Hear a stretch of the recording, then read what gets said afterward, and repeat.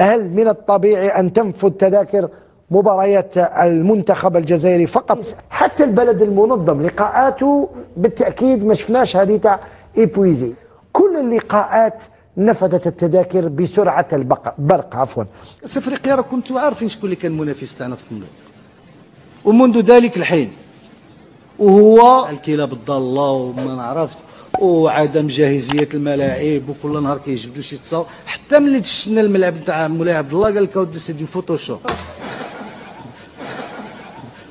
ولكن راه من تتكون الامور غير موضوعيه ولا تنبني على اسس راه تتنكسر في الحين.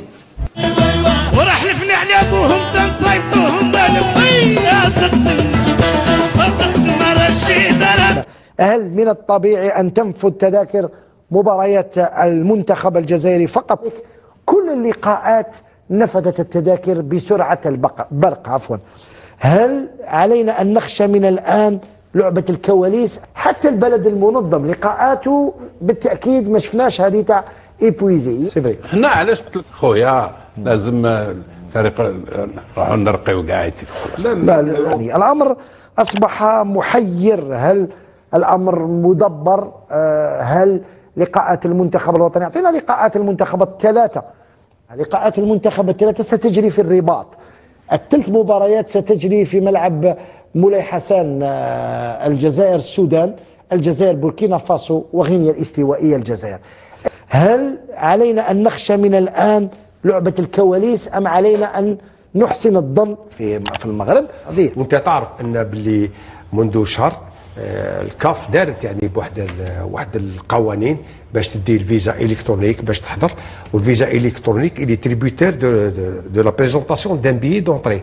ما يكونش عندك ان بيي دونطري تاع ستاد ما يعطوكش الفيزا دونطري باش تروح تشوف الكارت. شوف باش ما ندخلوش في هذا الامر. هذه مهمه. صافي دير كو اليوم ما عندكش بيي ما تقدرش تروح تشوف، ما تقدرش تنقل. ماشي مهمه سي نعم. هذيك الجزائريين اللي متواجدين هنا نعم. اللي عندهم باسبور الجيريا. انا نتكلم لك على اعضاء الجاليه الجزائريه في الخارج جينيرالمون كاين اللي عندهم لا دوبل ناسيوناليتي. نعم. يعني هو لما يتنقل الى المغرب راح يتنقل بالباسبور ايترونجي. انت راك تتكلم على الجزائريين المقيمين خارج الوطن. نعم. الجزائريين المقيمين في الجزائر كيف راح يكون يعني ما مصيرهم؟ الجزائريين مساكن والجزائريين بزاف حابين يتنقلوا الى المغرب باش يساندوا الفريق الوطني. اليوم يقدر يتنقل. اليوم ما عندوش يقدر يتنقل. مين يقدر يتنقل؟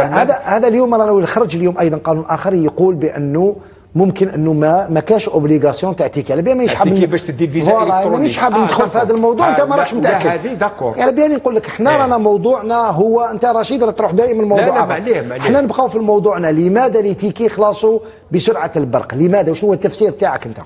اليوم لان دابور الكان تجري في بلد شمال افريقيا، يعني فيه كل مؤهلات المناخ، الملاعب، يعني الفنادق، يعني بارابور الكاميرون ولا كوت ديفوار سي بوكو ميو لو ماروك في لورغانيزاسيون تاع لا كوب دافريك. هذا مما يخلي يعني بزاف الجزائريين اللي مقيمين خارج الوطن يقول لك انا شغل نفس المناخ نفس الملاعب كيما الجزائر، شغل يشجعهم باش يتنقلوا باش يديو هذه التذاكر ويروحوا للمغرب باش يشجعوا المنتخب تاعهم. جوستومون سالي بن شيخ، انا نطرح لك سؤال بطريقه اخرى.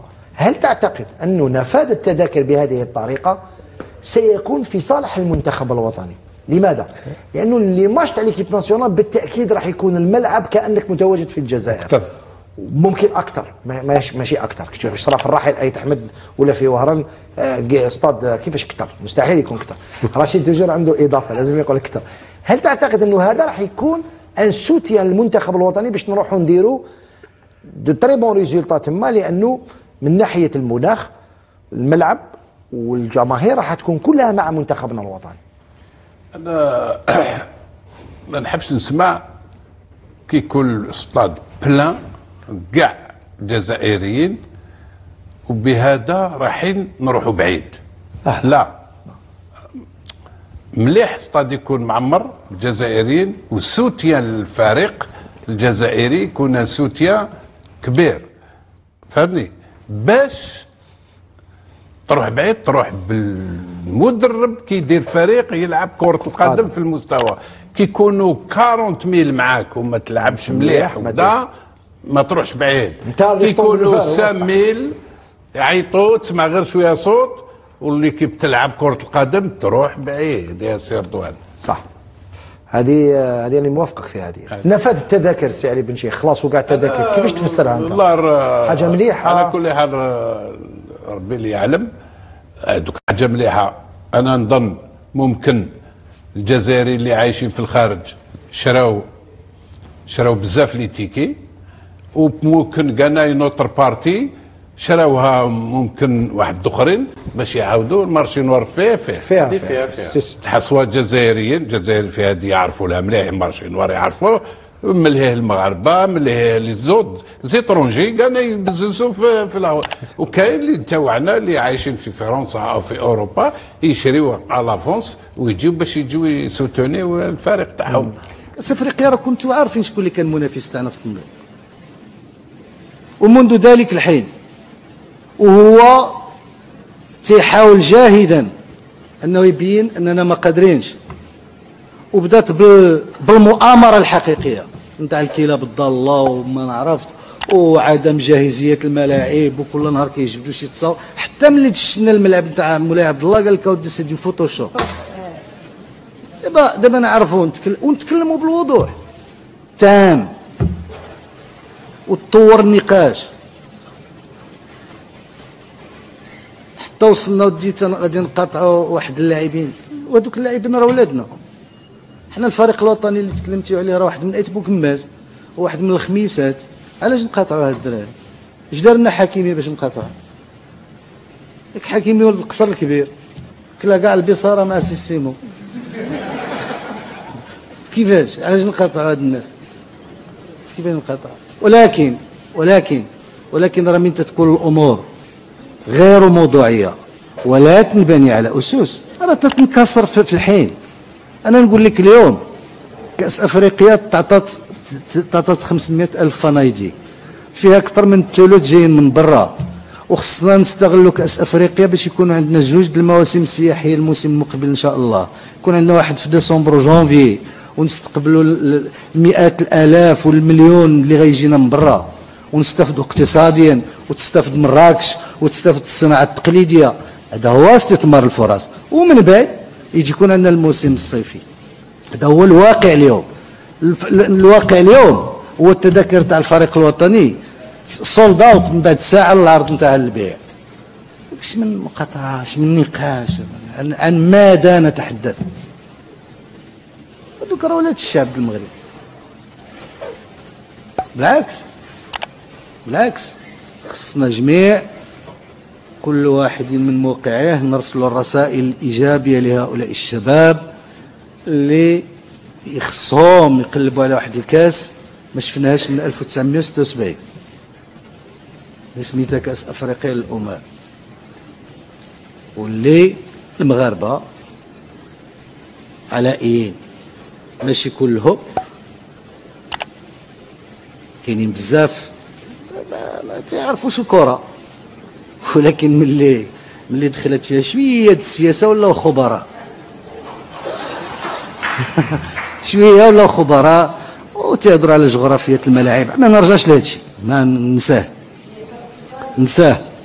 كاين مجموعه الامور جات في المداخلات. انا غير من اجل التوضيح باش يكون عندنا النقاش دائما واضح مقاد. قلتها في العديد من المناسبات أن المالية العمومية تخضع للبعد الاستراتيجي الذي يتجاوز الولايات التشريعية، ولهذا السبب جعل منها الدستور قانونا تخضع أولوياته لمصادقة المجلس الوزاري الذي يترأسه جلالة الملك نصره الله.